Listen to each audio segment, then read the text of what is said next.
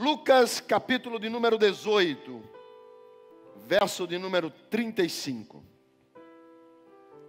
Lucas 18, 35. O cego de Jericó.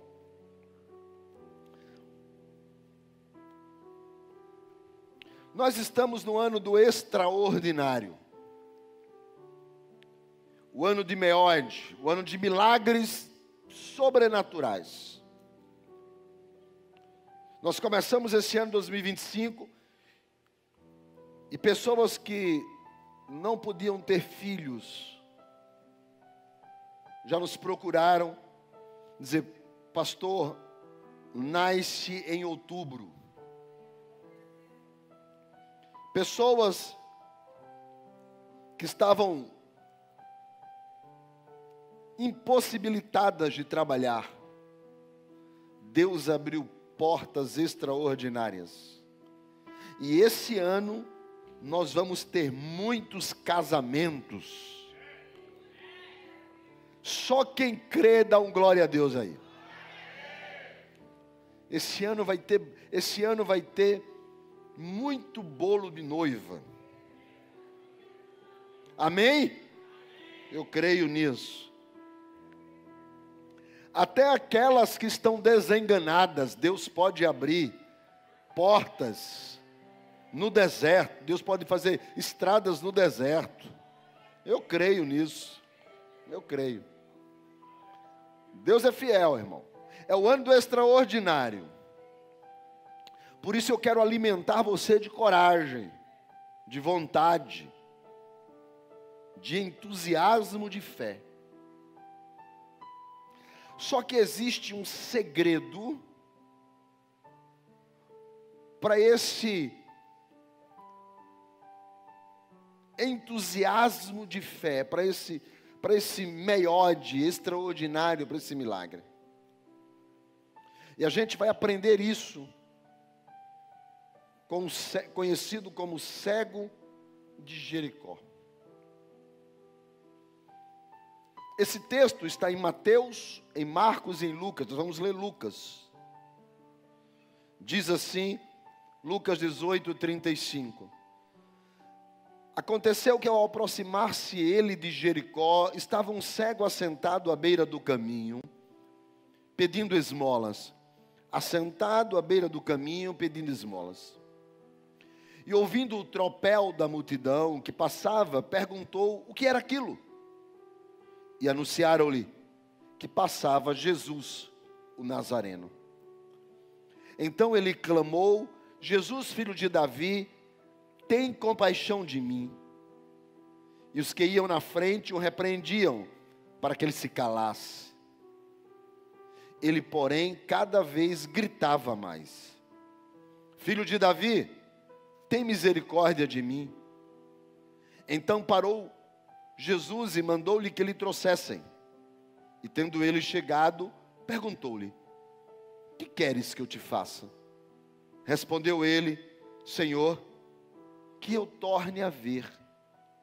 Então Jesus lhe disse: recupera a tua vista, a tua fé te salvou. Imediatamente tornou a ver e seguia-o, glorificando a Deus. Também todo o povo, vendo isto, dava louvores a Deus. Esse é um texto que está nos 3 primeiros evangelhos: Mateus, Marcos e Lucas. Quando um texto está nos 3 primeiros evangelhos, e nós ministramos aqui sobre João, e sabemos que João é um evangelho, o último evangelho a ser escrito, tem uma característica diferente dos 3. Mas quando o texto está nos 3, ele revela a importância do assunto. Existem milagres, curas e textos que estão só em Mateus, outros estão só em Marcos, e outros estão só em Lucas, ou estão em Marcos e Lucas, ou estão em Marcos e Mateus. Mas quando um texto está nos 3, ele carrega uma importância grande. Ao ponto que Marcos chega a citar o nome do cego: Bartimeu. Alguns historiadores, ou os chamados pais apostólicos, os que vieram depois dos apóstolos, em seus escritos extrabíblicos, ou seja, fora da Bíblia, relatam que Bartimeu se tornou um grande evangelista. Tanto ele como as suas filhas pregavam Jesus com tanta empolgação que multidões se rendiam a Jesus. Por isso, talvez, tanto Lucas como Mateus fizeram a questão de dar origem ao pregador Bartimeu, registrar a sua história, mostrar por que esse homem se tornou um grande evangelista da época apostólica. Ao ponto que Marcos chega a mencionar que ele chega a largar a capa. Ou seja, aquilo que naquele momento era importante para ele, ele deixa aquilo que é importante para poder estar diante de Jesus. Esse texto também já foi motivo de muitas controvérsias, porque Mateus diz que ele está saindo de Jericó, bem como Marcos diz que ele está saindo de Jericó quando ele encontra o cego. Lucas diz que ele está se aproximando de Jericó, ou seja, entrando em Jericó quando o cego clama. E muita gente já questionou se ele estava entrando ou saindo e disse que esse era um fato de ser um erro bíblico. Até que por volta do ano de 1700, as escavações em Israel encontraram as duas Jericós. Uma Jericó cananeia, refeita pelos judeus, e uma Jericó moderna, feita pelos romanos.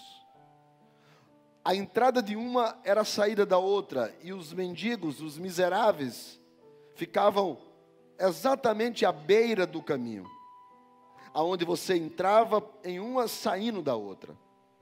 Por isso que é nesse local, saída de uma, entrada na outra, que Jesus se encontra com Bartimeu. Ou seja, Mateus e Marcos, ao dizer que está saindo, está certo. E Lucas, ao dizer que está entrando, está certo. Porque ele tanto está entrando como está saindo. Saindo da Jericó judaica e entrando na Jericó romana. E era uma questão de ponto de vista. O fato é que também alguns criticam, porque Mateus vai dizer que eram dois cegos, enquanto que Marcos e Lucas cita apenas um cego. Talvez o fato de que essas discordâncias tenham sido durante tanto tempo discussões bobas. Porque pode ter sido de fato dois cegos, mas um se destacou entre os dois. Um fez a diferença. Um foi citado. Um se tornou um grande evangelista. Um está sendo falado 2000 anos depois. O resumo da história é esse. Jesus está indo para Jerusalém, já é o seu terceiro ano, é o ano da publicidade. É o ano que Jesus quer que todo mundo saiba quem ele é. Antes ele manda que as pessoas, ao receber o milagre, ficassem caladas. Isso já não acontece com este cego. Antes Jesus manda que elas voltem para casa. Esse já o segue. Porque há uma fase do ministério de Jesus diferente. E quando Jesus está aproximando-se de Jericó, um cego então aparece na história. E o interessante é que o texto diz: aconteceu o quê? O verso de número 35. Ao aproximar-se ele de Jericó, estava um cego ali assentado. Não existe nada que Deus faça, ou que permita que aconteça, que não tenha um propósito na nossa vida. Entenda uma coisa, Deus é intencional, assim como a Bíblia é intencional. Cada palavra, cada vírgula, cada ponto, cada história, existe um ensino e existe um propósito. Nós não estamos aqui por acaso, assim como acaso é o pseudônimo que Deus usa quando Ele não quer até assinar a sua obra. Mas nós não estamos aqui como se fôssemos um bando jogado, uma criação de alguma coisa. Não. Nós somos imagem e semelhança de Deus. Nós existimos para compor a ordem de Deus no caos após o pecado. Nós estamos aqui porque fomos criados imagem e semelhança, porque existe um propósito de Deus. Então, tudo que Deus faz tem um propósito, tem um porquê, tem um motivo. Às vezes até mesmo situações tristes e difíceis que acontecem na nossa vida, é porque nós precisamos aprender a valorizar aquilo que um dia nós perdemos, ou aquilo que nós temos. Essa história, por exemplo, ela é uma história de alguém que perdeu. Veja o que é que está escrito no verso de número 41, quando Jesus pergunta para o cego: o que queres que eu te faça? E ele responde: que eu torne a ver. Se o pedido é eu torne a ver, é porque um dia ele viu. Porque um dia ele tinha sua vista perfeita. E observe que Jesus, no verso de número 42, diz para ele: recupera a tua vista. Então, se recupera, é porque tenha de volta o que você perdeu. Até as nossas percas, elas existem para que nós possamos aprender a valorizar aquilo que um dia nós tivemos. Quando nós perdemos, a gente consegue entender o valor do que era ter. E quando Ele nos restitui, nós aprendemos o valor do que é não perder de novo. As nossas percas nos ensinam muitas vezes a valorizar. Quando nós estamos doentes, a gente aprende o que é saúde. Quando nós estamos liso, a gente aprende o que é dinheiro. Quando nós estamos sem alguma coisa, nós aprendemos o que é ter, ou o que nós desejamos ter. Então, seja qual for a situação que nós venhamos a viver, seja ela de conquistas ou de percas, há um propósito de Deus nos ensinando. Deus quer nos mostrar. Então, essa é uma história de um Deus que quer nos ensinar a valorizar tanto o que temos ou a buscar o que perdemos. E nós não podemos nem perder para simplesmente aprender o que é buscar, não, mas é valorizar o que eu tenho. E se eu perdi, é buscar o que eu perdi. Então Deus quer nos mostrar que tudo o que acontece há um propósito. Ele quer nos trazer para perto, Ele quer nos levar para longe. Daniel foi levado cativo à Babilônia. E quando chegou lá, teve visões acerca do fim que nenhum outro profeta teve. O livro de Daniel é a visão do Apocalipse no Antigo Testamento. Assim como João viu o fim no Novo, Daniel viu o fim no Antigo.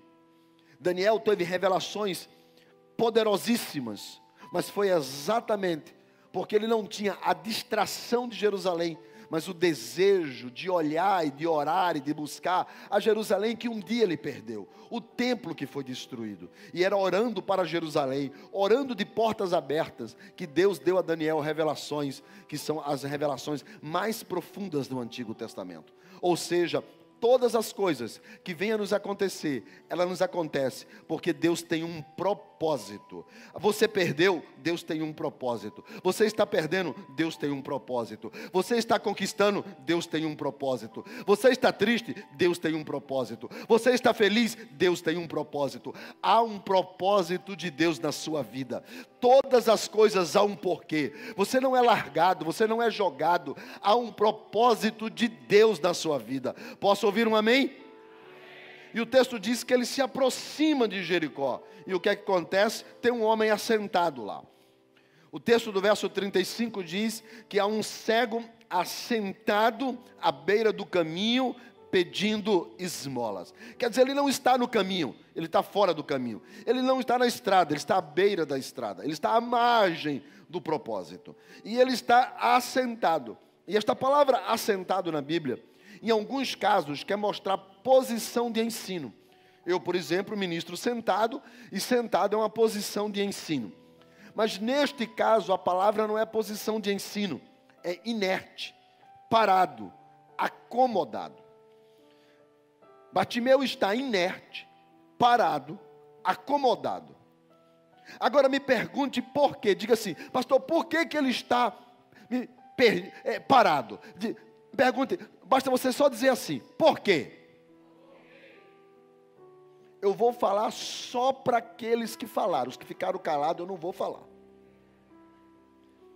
Então os que falaram, eu vou te responder. Bartimeu está parado, assentado, inerte, acomodado, porque ele perdeu a visão. Se ele estivesse vendo, estava trabalhando.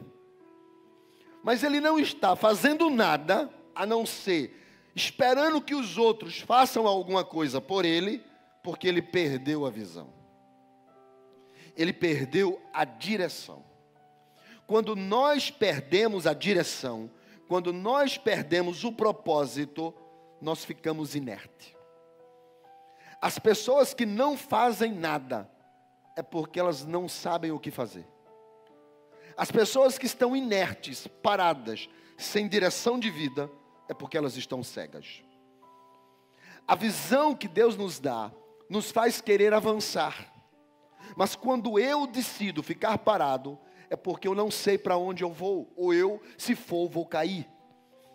As pessoas, elas, sabe quando você está começando uma coisa, quando você inicia um projeto, você acorda de manhã com aquilo na cabeça, você está com a vontade, você quer ir para cima, você pega um pedaço de papel, você quer anotar, e quando hoje os mais jovens querem, eu lembrei disso, vou fazer isso, não posso perder aquilo, porque você tem uma visão de alguma coisa. E quando falta essa visão, você fica inerte, fica parado, acomodado, assentado. As pessoas estão paradas, porque elas não têm visão do futuro que lhe espera da parte de Deus. Um jovem que vai casar, ele fica então planejando. Ele diz assim, não, eu tenho que ver logo o apartamento, eu tenho que ver isso, a lista de convidados, se tiver alguma festa, quem é que vai fazer isso? Ele está cheio de planos. Por quê? Porque ele vai casar. Se ele não vai casar, ele pensa nisso, sim ou não? Não. Ou seja, o que dá a direção à vida das pessoas é o que vai acontecer depois. As pessoas têm uma direção para onde ir, porque elas têm uma visão aonde elas querem chegar. Se você perder a visão do seu ministério, você fica parado. Se você perder a visão de Jesus, você morre nessa terra. Se você perder a visão da sua jornada, da sua casa, do seu casamento, vira um caos dentro de casa. Ou seja, é aquilo que eu quero para os meus filhos que faz com que eu possa estar disposto a fazer o melhor para eles.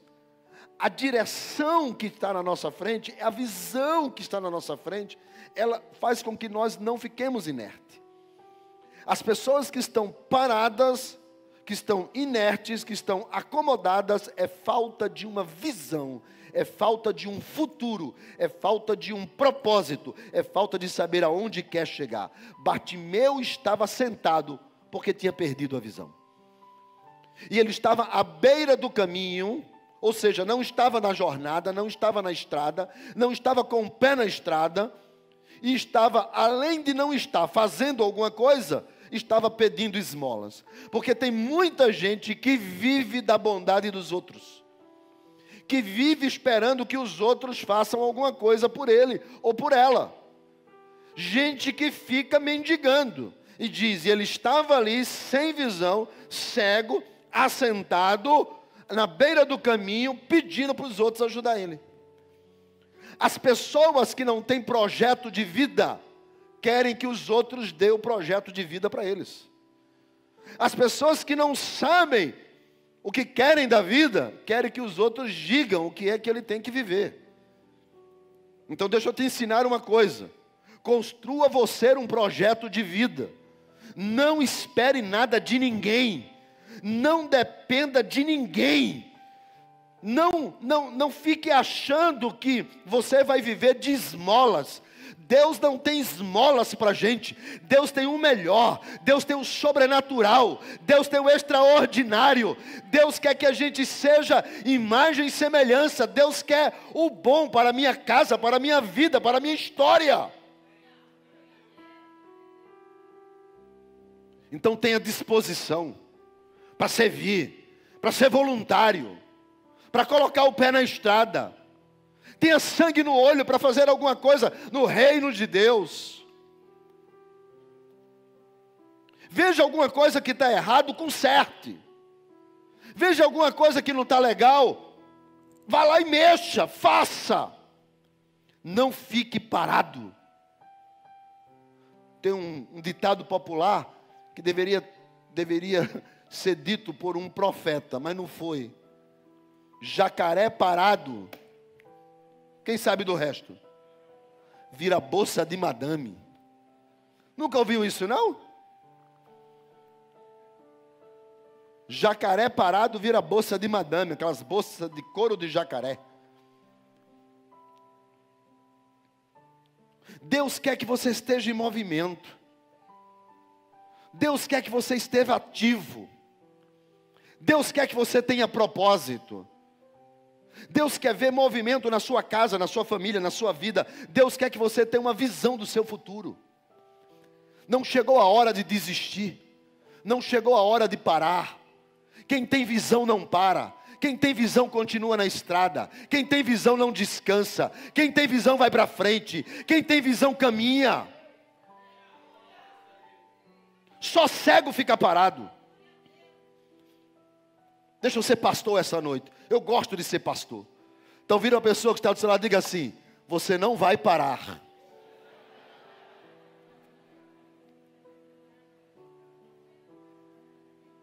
Porque é uma visão de Deus sobre a sua vida. Existem lugares que você ainda quer ir. Existem viagens que você ainda quer fazer. Existem sonhos que você ainda precisa realizar. Existem milagres que você ainda precisa viver. Existe o extraordinário que ainda vai chegar. Então você não pode perder a visão. Você não pode parar. Quem está comigo, diga amém. E este cego parado, que havia perdido a visão, no verso de número 36, ele ouve o tropel da multidão, verso 36. Ouvindo o tropel da multidão, que passava, perguntou o que era aquilo. Olha como ler faz bem. Tropel, eu achei que era barulho. E aí eu fui pesquisar o que era tropel, porque eu tinha interpretado tropel como barulho. Veja como ler faz bem. Aumentou ainda mais o meu vocabulário. Eu agora, quando alguém chegar, eu vou dizer assim: tem um tropel ali. Você não entendeu? Eu vou explicar para você entender quando eu rabuscar um tropel na minha linguagem. Tropel é gente se movendo, é barulho de pisadas.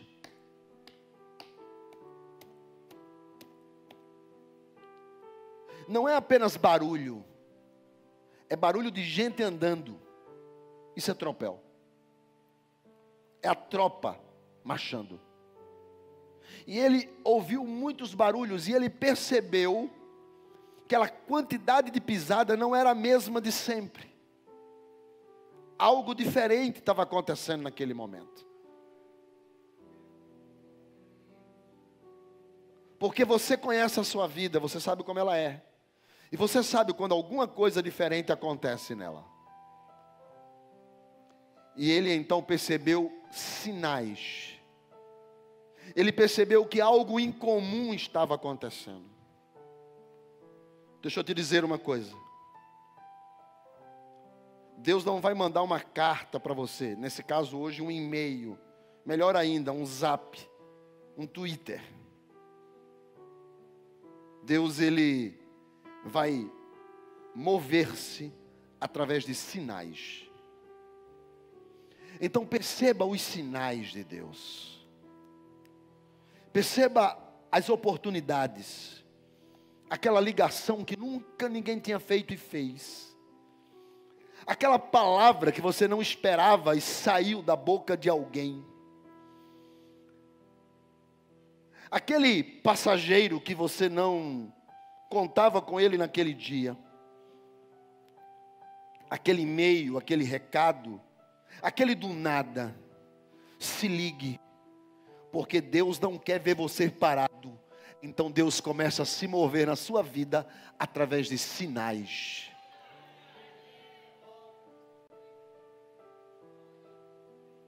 Então ele percebe que é um momento de mudança. Há um momento de Jacó para Israel, do filho de Jessé para o matador de gigantes, do escravo no Egito para o governador Zafanete Peneia. Há um momento de Deus. Todos nós temos esse momento de Deus. Esse momento da mudança, esse momento de que a porta, você ouve o barulho de alguém batendo na porta. Então Bartimeu pergunta para ele. Pergunta para as pessoas que estavam ali.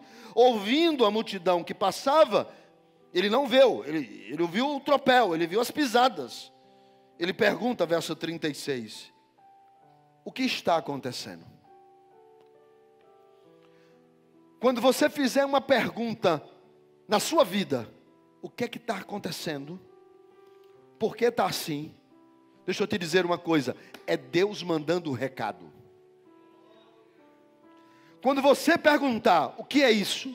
O que é que está acontecendo? Por que isso? Quando você perguntar, por que é isso? Por que é aquilo? Porque Deus está começando a mover as águas. Porque só tem respostas quem faz perguntas. Só tem vitórias quem enfrenta guerras. Só tem questionamento quem pensa. Só tem resultados quem faz prova. Ou não?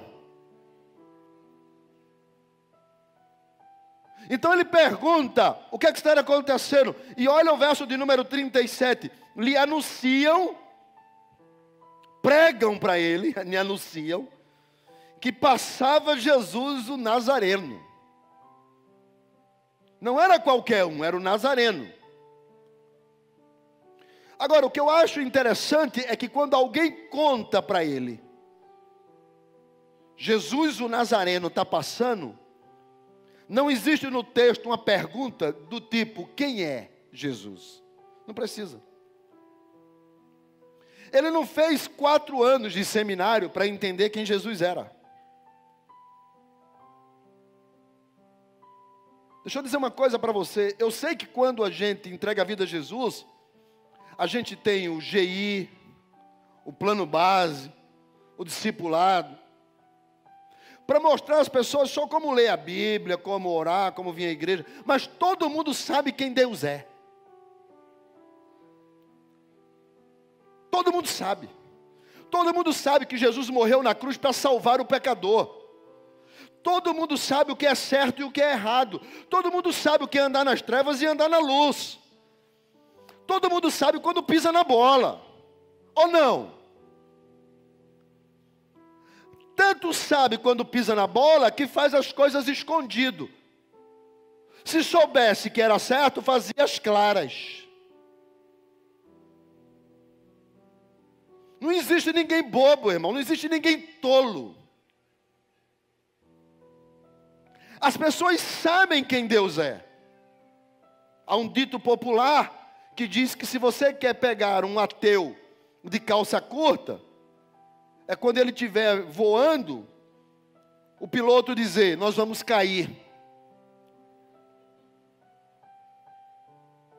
O ateu grita logo, ó Deus, que eu nem creio que existe, me salva. A Bíblia diz que Deus colocou a eternidade no coração do homem. E Ele tem, todos nós, uma necessidade de Deus. E essa necessidade é tão grande que os homens até fazem deuses para si. Criam imagens, criam doutrinas, porque é uma necessidade do sobrenatural no coração da pessoa. E quando alguém diz para ele, Jesus está passando, ele não precisa perguntar quem Jesus é, porque todo mundo sabe quem Jesus é. Ele é aquele que é o alfa e o ômega, o princípio e o fim, o criador de todas as coisas, o Senhor da eternidade. Ele é o príncipe da paz, Deus forte, maravilhoso conselheiro, Pai da eternidade. Ele é o Salvador, Ele é aquele que perdoa, Ele é o bondoso, o amoroso, o misericordioso, o justo juiz, o que morreu, ressuscitou e com seu sangue Ele tem o poder de comprar homens para Deus, de todas as raças, tribos, nações, línguas, condição social, cultural, intelectual. Todos aqueles que crerem nele, que com sua boca confessarem, com o coração crerem, esses terão os nomes escritos no livro da vida e herdarão a eternidade para todo sempre. Que barulho é esse? E alguém diz, Jesus de Nazaré. Verso de número 38. Então ele clama. Clamou. Diz o texto. Jesus, então ele clamou. Verso 38. Jesus, filho de Davi, tem compaixão de mim. Clamou, do grego, boal. Quer dizer que ele deu um grito de alegria. Ele vibrou. Cara, é Jesus que está aqui. Ele chorou, boou, chorou em alta voz, falou uma voz bem forte, suplicou por ajuda, implorou por socorro. Boal, clamou. Ele não limitou-se a esperar que alguém resolvesse o seu problema. Ele não foi tímido para bater na porta. Ele não ficou na espera de ajuda, irmãos. Ele sabia que quem podia resolver o seu problema era Jesus o Nazareno. Então o que ele fez? Clamou. Agora, olhe só o texto. Veja, então ele clamou, o verso de número 38.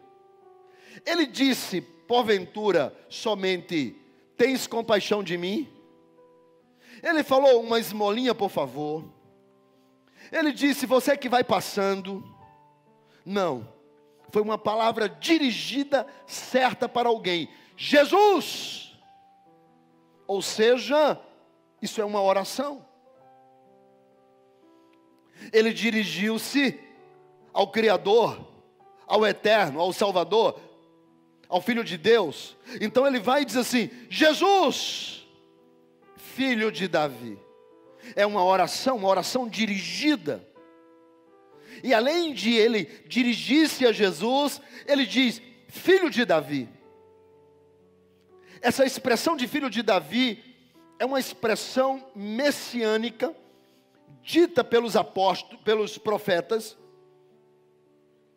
Mais tarde, ditas pelos apóstolos, que era uma expressão que intitulava o Filho de Deus, aonde os profetas dizem que era o Yamashia, o Messias, aquele que vinha para libertar, aquele que vinha para estabelecer as promessas, aquele que vinha para salvar Israel. Ele tinha que vir da linhagem do rei. Ele tinha que ser profeta, rei e sacerdote. E quando esse homem diz filho de Davi, ele está usando uma expressão da Bíblia. Uma expressão das Escrituras, uma expressão de um conhecimento revelado pelos profetas. Esse homem está usando a Bíblia em sua oração, Quando ele diz Jesus, filho de Davi, tem misericórdia de mim, ele está fazendo uma oração, mas ele está usando a Bíblia. Não é eu acho, não é eu penso, não é talvez. Esse homem sabia que há verdade e há poder nessa palavra. Esse homem sabia a quem ele estava se dirigindo. Ele sabia quem podia resolver. Não era uma questão de ideologia, é uma questão de fé.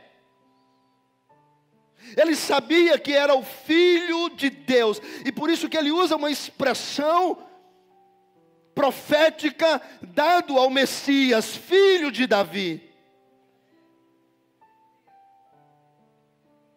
Esse homem não está usando meios para chegar a Jesus. Ele vai direto a Jesus. Esse homem não está usando intercessores, porque fulano vai pedir a fulano, que vai pedir a fulano, que vai pedir a fulano. Esse homem sabe, porque a palavra diz que ele pode ir direto a Jesus. Então ele vai direto a Jesus. Jesus, eu sei quem tu és. Eu sei quem tu és. Tu és aquele que tem poder para curar, poder para transformar, poder para restaurar, poder para libertar, poder para fazer uma nova criação. Tu és o filho de Davi, daquele da qual Isaías profetizou, daquele da qual Jeremias disse que viria, daquele da qual os profetas disseram que haveria um que diria: eis o Cordeiro de Deus que tira o pecado do mundo. E João disse isso: tu és o filho.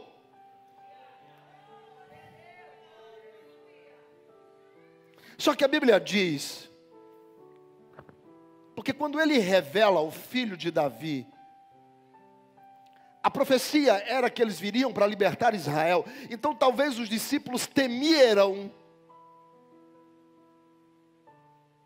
que aquele barulho poderia um soldado ouvir, porque era uma revelação. Filho de Davi. E eles temeram, eu acho que a nossa campanha que está indo para Jerusalém pode acabar até antes, porque é uma ameaça a Roma. E talvez eles ficaram com medo. E olha que o texto diz, no verso de número 39, os que iam na frente o repreendiam, para que ele se calasse. Ou seja, a igreja de Jesus mandou um miserável parar de orar. Os discípulos que iam com Jesus, talvez por uma questão de medo, queriam que aquele homem parasse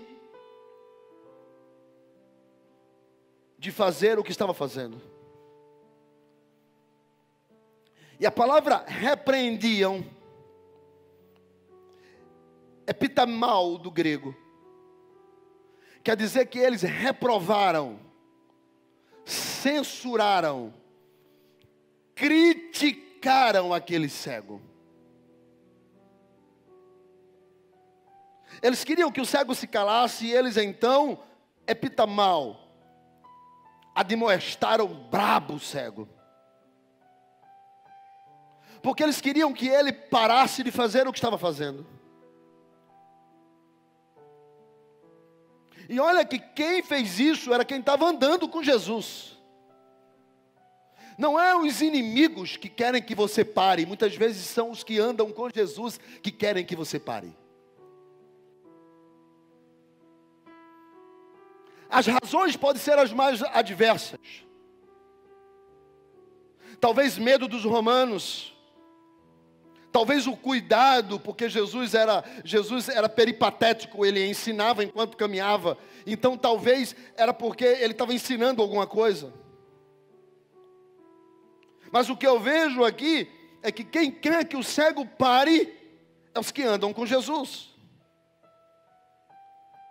Então eu não me admiro quando aqueles que são mais espirituais querem que eu pare.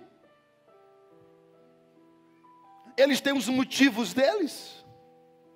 Eles têm as razões deles. Só que o texto diz que quando eles repreenderam o cego, impediram o cego de fazer o que estava fazendo. E aí, deixa eu fazer uma pergunta para você. Você acha certo ou errado os que andam com Jesus querer que o cego pare de clamar, de fazer o que ele está fazendo? Você acha certo ou errado mandar o cego cala a boca, cego? Você acha isso certo ou errado? Certo ou errado? Errado? Óbvio que é errado. Mas tem muita gente que para, porque os outros estão mandando parar. Tem muita gente que mesmo sabendo que a crítica do outro não procede, ele decide parar. Movido pela crítica dos que andam com Jesus. Movido pelos que querem que você pare. Para de falar.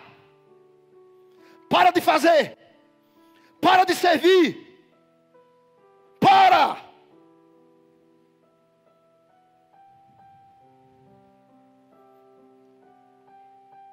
O cego ouve a crítica, a reprovação. E o texto da palavra diz que eles falaram brabo com o cego. Agora, olha o verso de número 39. Os que iam à frente o repreendiam para que se calasse. Ele, porém, cada vez gritava. E essa história do cada vez é assim. Jesus, filho de Davi. Aí alguém, para de falar, cego. Jesus, filho de Davi. Cego, cala a boca. Jesus, filho de Davi. Cada vez que alguém mandava ele parar, ele gritava mais alto.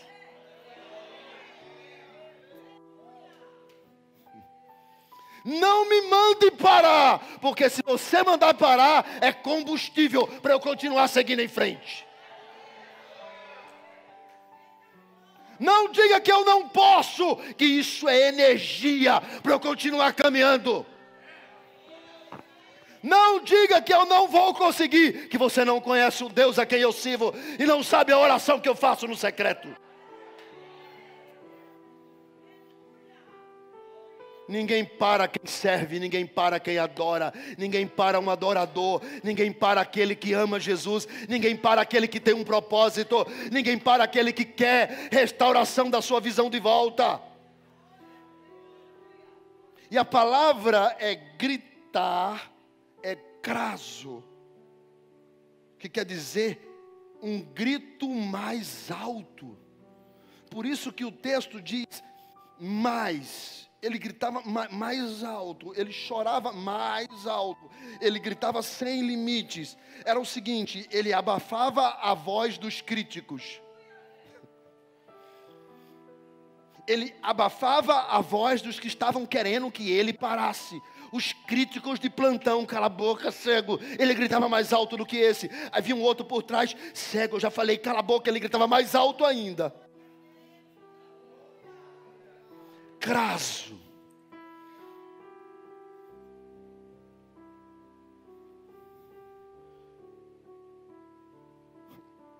E o que eu acho interessante é que Jesus não mandou chamar o cego no primeiro grito. E as pessoas foram até lá e mandaram ele se calar. Mas Jesus só mandou chamar o cego depois que ele gritou mais alto que os críticos. Se ele tivesse talvez parado de gritar, quando os críticos mandassem ele parar, ele não teria recebido o milagre. Porque diz que ele gritava mais, então foi uma enxurrada de gritos. Deixa eu dizer uma coisa para você. Eu não tenho medo de cara feia. Porque se eu tivesse, eu não me olhava no espelho.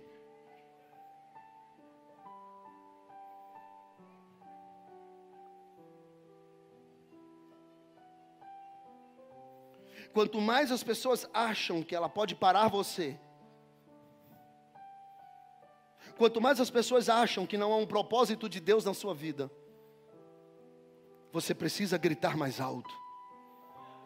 Pastor, como é que eu faço isso? Trabalhe mais, sirva mais, realize mais, mostre que ninguém para você. Que não é o que eles acham que define o que você crê e o que você foi colocado para fazer. E ele gritava, ele orava, ele servia, ele clamava, ele fazia diferente. Mais, do grego malon, muito mais, disparadamente acima, melhor do que fazia antes, mais, malon. Eu até já ouvi esse nome de alguém, malon. Malon do grego é mais, é melhor, acima, um grau maior. Alguém fala 10 decibéis, eu vou gritar 20 decibéis.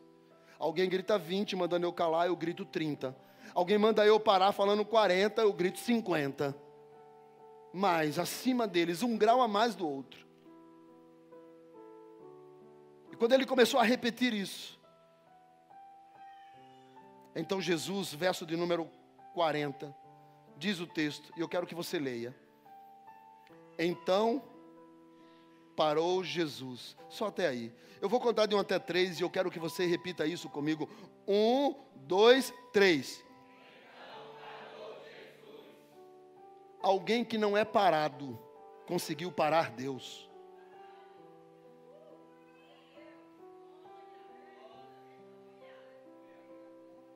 Para, cego. Enquanto meode não acontecer, eu continuo gritando.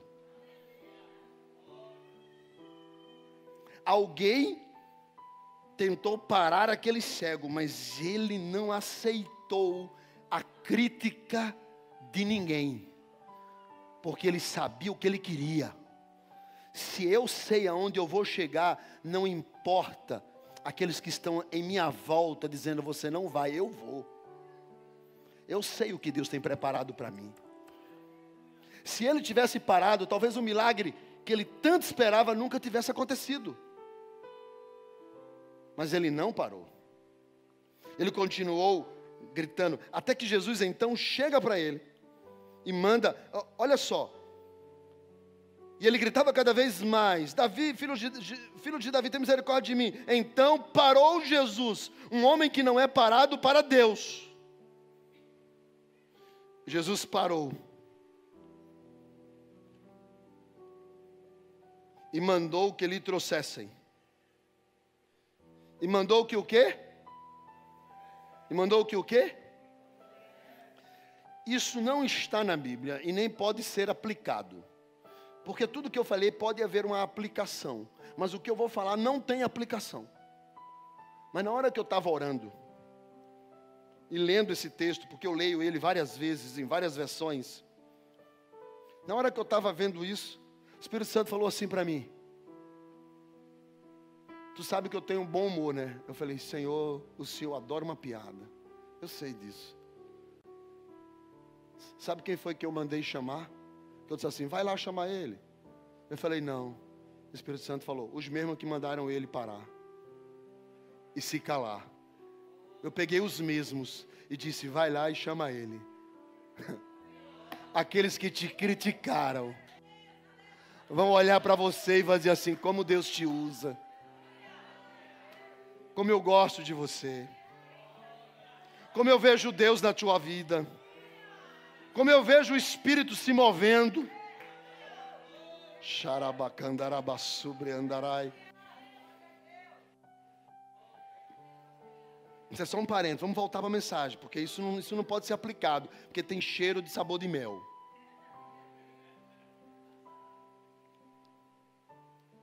E Jesus disse, manda chamá-lo. E eles trouxeram.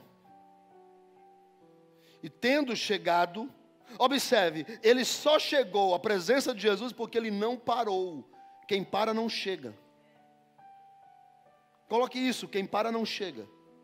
Ele não parou, então ele chegou. E no verso 41, Jesus pergunta: o que queres que eu te faça? Todos nós somos profetas, porque a palavra profeta é profetês, e a palavra profetês significa dizer o que Deus diz. Então todos nós, quando dizemos o que Deus diz, nós somos profetas, todos nós. Então quem trouxe o dedo de profeta esta noite? Quem deixou em casa não levanta, mas só quem trouxe o dedo de profeta levanta assim. Você deixou o dedo em casa ou trouxe esse dedo aqui? Trouxe o quê? Agora pegue este dedo de profeta, vira a pessoa que está do seu lado e diga para ela: Jesus está perguntando, o que você quer?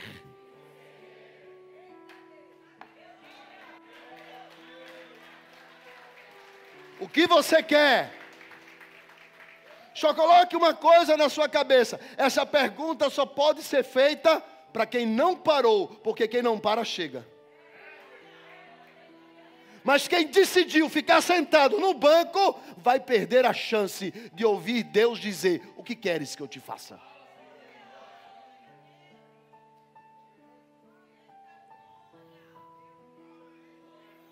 Uma igreja que não sai do banco não ouve Jesus dizer: o que queres que eu te faça?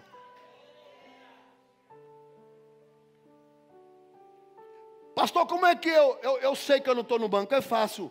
Seu nome está em qual lista da igreja? Para servir aonde? Em lugar nenhum, está parado.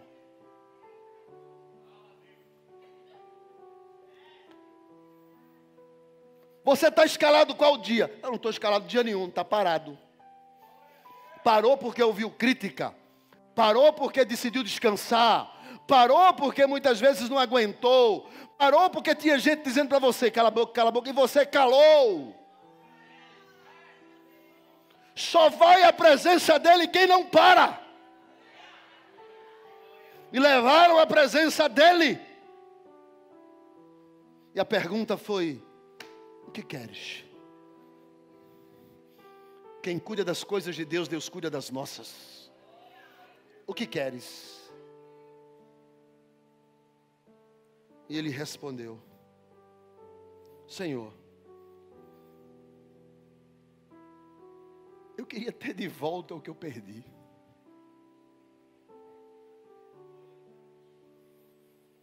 Eu perdi. Eu acho que eu perdi a vida. Eu acho que eu perdi a vontade. Eu acho que eu perdi o amor. Eu acho que eu perdi aquela espiritualidade. Eu queria ter de volta o que eu perdi. E muitos de nós perdemos. Perdemos os nossos melhores dias, perdemos a oportunidade de acertar aonde deveríamos ter acertado, mas erramos. Poderíamos ter corrigido as rotas, mas não corrigimos. E perdemos. Perdemos o casamento, perdemos os filhos. Perdemos o trabalho, perdemos a saúde, perdemos os recursos, perdemos o nosso time da felicidade, perdemos os nossos sonhos, perdemos. Em algum momento eu perdi aquele jovem cheio de vontade. Em algum momento eu perdi aquele cara que queria conquistar o mundo. Em algum momento eu perdi, não sei aonde. Mas eu consigo ouvir Jesus dizer: pelo fato de você não ter parado, restaura de volta, recupera o sonho, a visão, a direção, toma de volta o que você perdeu, porque só restitui, só recupera os que não desistem. Enquanto Deus não colocar um ponto final, a história não acaba. Enquanto Deus não disser, não, há uma nova chance, há uma nova oportunidade, há um novo tempo, há um novo momento, eu estou só realinhando o que estava fora da linha. Enquanto Deus não determinar, eu não vou desistir de clamar. Eu não vou desistir de dizer, Senhor, o Senhor está vendo. O Senhor está assistindo. Eu não vou desistir. Porque quem desiste é quem não chega. Quem desiste é quem não alcança. Quem desiste é quem não conquista. Então eu vou clamar. Filhos de Davi, eu quero ver. Eu quero ver de novo. Eu quero a segunda chance, eu quero a oportunidade, eu quero o Senhor. E o texto diz, então Jesus disse, recupera a vista. Verso de número 42. E isso aqui é lindo. A tua fé te salvou. Porque este salvar não é soteriológico, não é sobre salvação. Esse salvar é tirar do estado de miséria, tirar da inércia, tirar do desprezo, tirar do que está escondido, escanteado, esquecido. É trazer de volta os sonhos de adolescente. É trazer de volta os projetos e os planos. Jesus disse, a fé trouxe de volta os planos que foram perdidos e que foram roubados.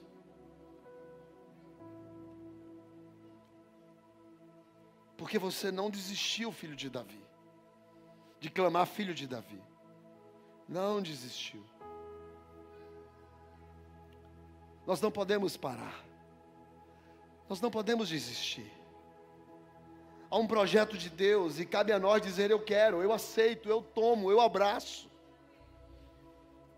Deus tem o melhor para a minha vida, Deus tem o melhor para a sua vida. Deus tem o melhor para a sua vida, Deus tem o melhor para a sua vida. Ouçam os sinais, Ele está passando. E você pode. Você pode.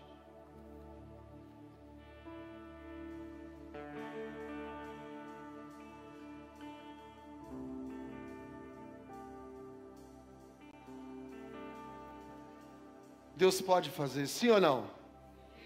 Deus pode fazer sim ou não? Então, aquele homem é salvo. E diz o texto no verso de número 43. Imediatamente. Quanto tempo levou? Quanto tempo levou? Quanto tempo foi? Imediatamente. Quem mergulha na fé e não para, Deus tem algo agora para fazer na sua vida. Imediatamente. Ele tornou a ver, mas ele não tornou a ver para fazer uma picanha maturada. Ele tornou a ver, e diz o texto, e seguiu a Jesus. Deus quer restaurar tudo que você perdeu, Ele quer restituir tudo que foi jogado fora. Ele quer fazer isso, porque Ele quer que você siga-o. O projeto é seguir Jesus. O projeto é seguir Jesus, ir em frente. O projeto não é parar. Tudo que nós queremos é que todos os anos que foram jogados fora, volte. Ele quer o melhor dele para minha casa, para minha vida, para minha família. E diz que o povo todo vendo aquilo, vendo um cego vendo e seguindo Jesus, o povo em volta começou a glorificar a Deus pela vida daquele ex-cego. Muita gente vai dar glória a Deus pela sua vida. O diabo falou: vou acabar com ele. Mas aí Jesus passa e você diz: Jesus! E dizem: não, você não vai conseguir. Mas ele continua: Jesus! Para! Não tem jeito para você. E ele continua: Jesus! Aí Jesus diz: vamos dar uma segunda chance? Manda chamar o cego. E o cego vem. E a pergunta de Deus: o que você quer? E ele diz: restitui. Restitui o que o diabo levou. Restitui o que o mundo levou. Restitui o que o pecado levou. Restitui o que eu fiz, porque eu parei. Fiquei mendigando, parado na beira da estrada. Traz de volta o que se perdeu. E Jesus diz: recupera, toma de volta, porque a tua fé te tirou do estado que você estava para um tempo novo de Deus. E as pessoas em volta começaram a glorificar a Deus pela vida daquele cego, que agora é um ex-cego, e que antes não era cego, mas perdeu, ficou cego, e Jesus devolve, restituiu o que ele perdeu. Deus vai começar a restituir esta noite sonhos que foram roubados, a visão que foi perdida, a direção que foi perdida, a vontade que foi pisada, o servir que ficou cansado. Ele está devolvendo hoje. Fique de pé. Pastor, eu posso dobrar os joelhos? Pode. Se você desejar, você que é crente, dobrar os joelhos e dizer: Senhor, eu quero de volta, eu quero de volta, eu quero a alegria de antes, eu quero a vontade de antes, eu quero o desejo de antes. E você que o diabo pisou e tem pisado, se você deseja servir a Jesus, entregar a vida a Ele, saia do seu lugar e venha aqui à frente. Diga: eu quero Jesus, eu quero Jesus, eu quero Jesus, eu quero Jesus.